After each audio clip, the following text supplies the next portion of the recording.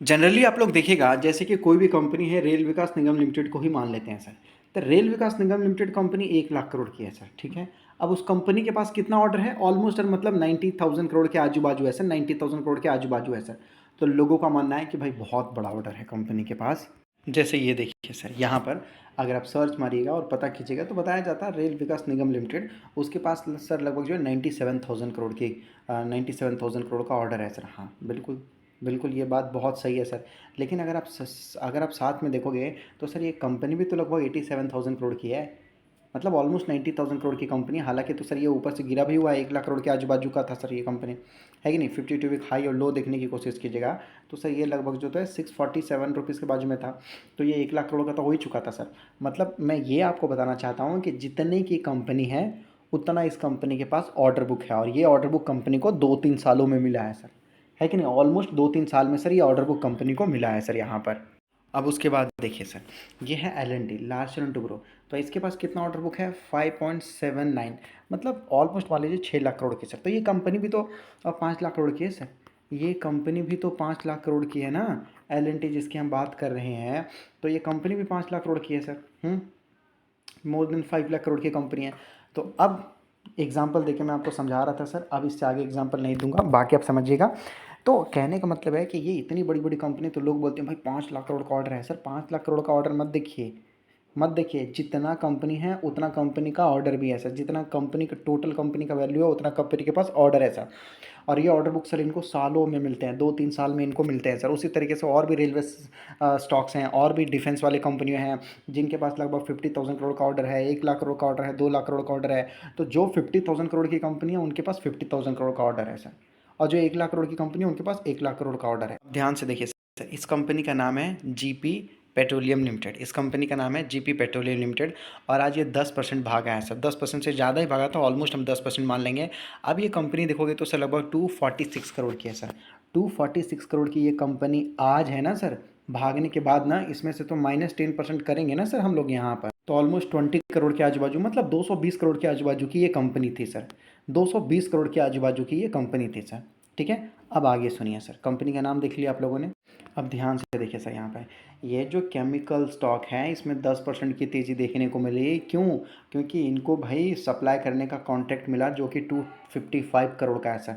कहाँ से? हिंदुस्तान पेट्रोलियम में ये कितने का ऑर्डर दिया सर? 255 करोड़ का ऑर्डर दिया सर कंपनी ने। हिंदुस्तान पेट्रोलियम में ने यहाँ पर HPL ने कितना, तो 250 करोड़ से भी सर ज़्यादा बड़ा का ऑर्डर दिया सर HP। और किसको दिया सर इस कंपनी ने ऑर्डर? तो जीपी पेट्रोलियम लिमिटेड को सर।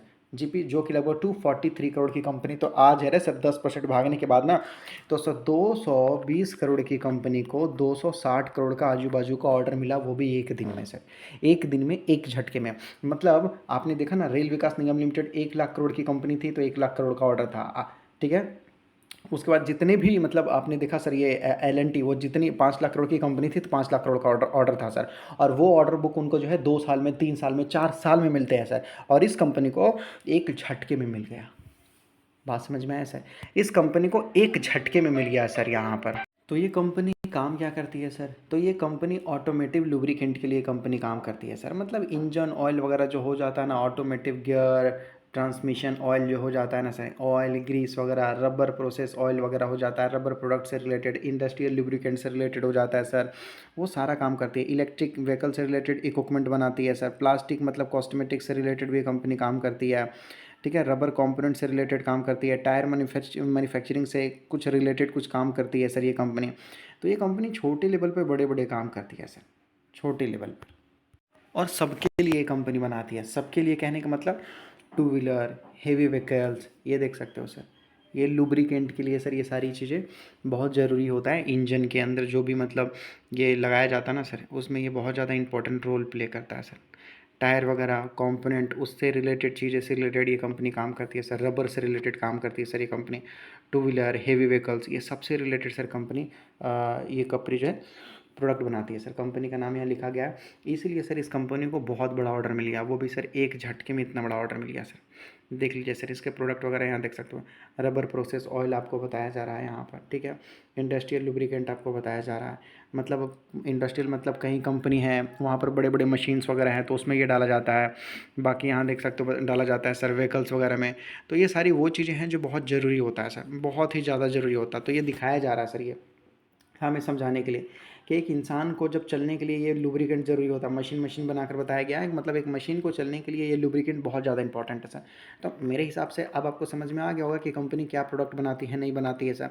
और ठीक है, इसी की वजह से सर इस कंपनी को इतना बड़ा ऑर्डर मिलता हुआ नज़र आया सर, और वो भी एक रेपुटेटेड बड़ी कंपनी से मिला है। देख लीजिए, अब क्वार्टर रिजल्ट अगर देखोगे इस कंपनी का, तो मार्च का तो बहुत ही बेहतरीन आया सर।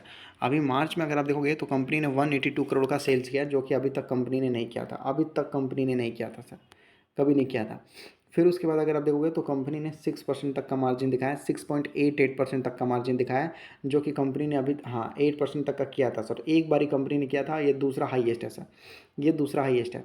तो उसी तरीके से अगर आप देखोगे तो कंपनी ने यहाँ पर sir more than 8 crore rupees, 8 crore 60 lakh rupees company ने कमाया है, जो कि लगभग कंपनी ने एक बार ही कमाया था सर। तो पिछले क्वार्टर से भी बहुत ज़्यादा है, और ये पिछले क्वार्टर से भी बहुत ज़्यादा है, और पिछले साल से भी बहुत ज़्यादा है सर। तो कंपनी ने क्वार्टर रिजल्ट भी काफ़ी अच्छा परफॉर्म किया है। कंपनी का पी रेशियो वगैरह, प्रमोटर्स वगैरह अगर आप देखेंगे यहाँ पर, तो कहने का मतलब है सब नॉर्मल है। बैलेंस शीट में अगर देखते हैं तो क्या कंपनी के पास ज़्यादा डेट है? नहीं सर, कंपनी के पास पैसा बहुत है सर। मतलब यहाँ अगर आप देखोगे तो यहाँ पर आपको बताया जाएगा 300 करोड़ से तो ज़्यादा सर कंपनी के पास रिजर्व पड़ा हुआ है, फालतू की पैसा सर। मतलब 220 करोड़ की कंपनी, और फिर 300 करोड़ से ज़्यादा तो कंपनी के पास रिजर्व है। 300 करोड़ से ज़्यादा कंपनी के पास रिजर्व है, तो मतलब 30 करोड़ का जो डेट है, अगर इसको हम हटा भी देते हैं तो कहने का मतलब है कि 270 करोड़ का तो बच ही जाएगा सर। तो जितनी जितनी की कंपनी है उतना कंपनी ने पैसा रखा हुआ है, जितना का कंपनी है उतना कंपनी ने यहाँ पर पैसा रखा हुआ है सर, पहली बात।